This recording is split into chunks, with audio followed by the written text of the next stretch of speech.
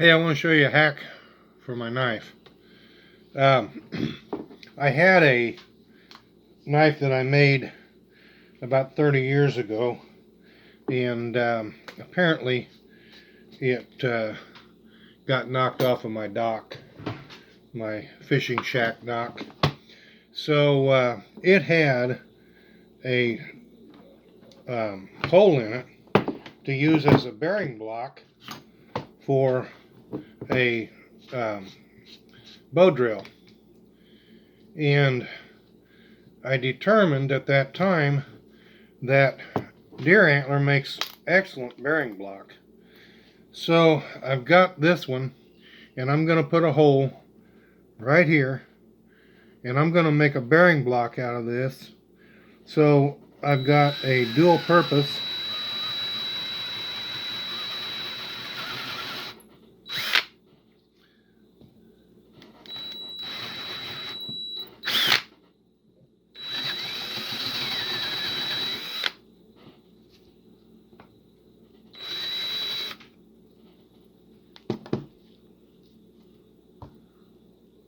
for my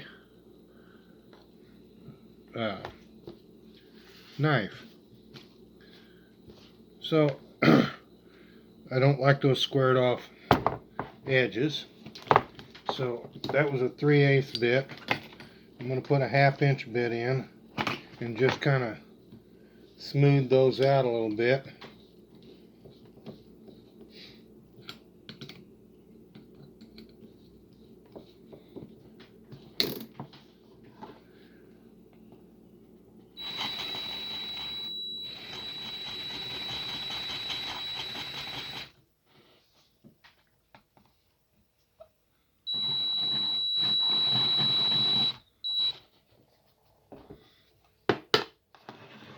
That works really nice. I'm going to go one size smaller than the 3/8 to a 5/16 to make the bearing block socket smaller in the middle.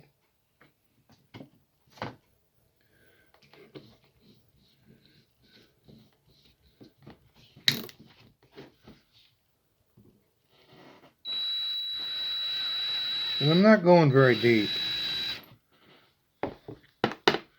Now that's going to work perfectly. I'm going to have to, sorry about that, I'm going to have to use my knife. I've got a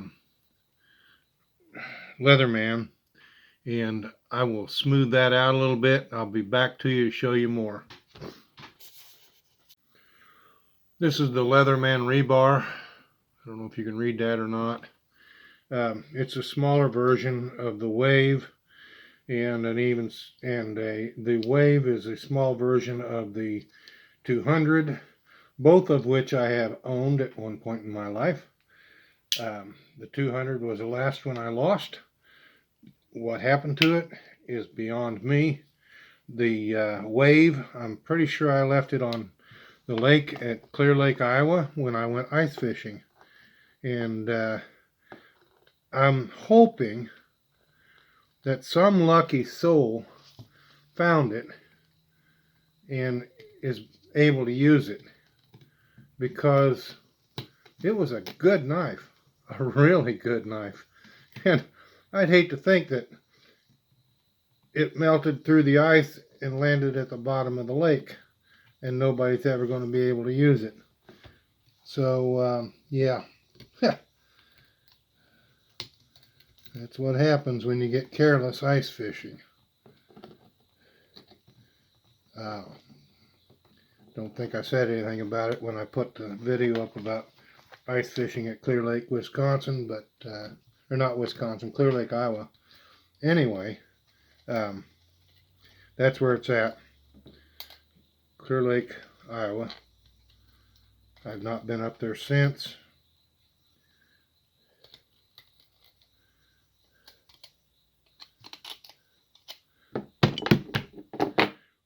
But that looks like the perfect socket for a bearing block. All right, so the next step is to use beeswax or candle wax or something to put a coating inside there so that it won't burn through, and give it a little bit of lubrication. But anyway, there's my bearing block.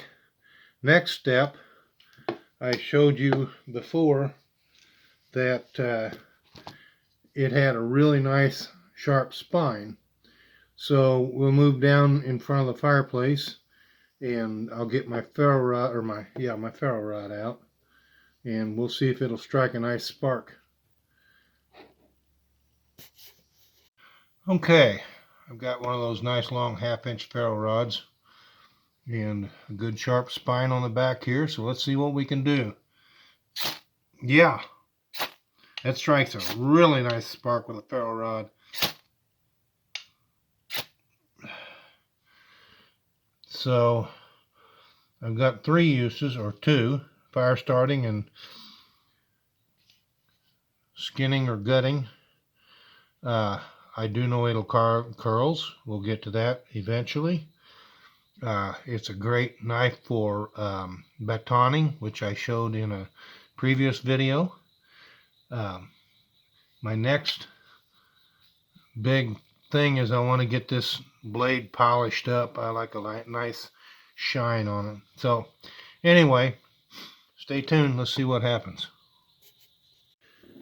One thing I really like about this particular knife is the fact that it is sharp, and it will hold a really nice edge because of the type of metal that it is.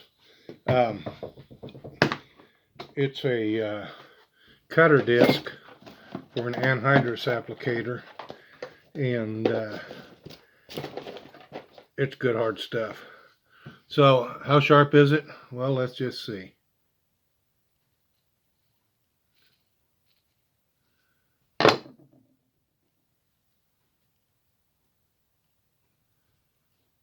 That's pretty sharp. It only took a little bit. That's kind of rough on your skin when you're shaving like that. But anyway, yeah, it has a really nice sharp edge, and I'm really looking forward to using it.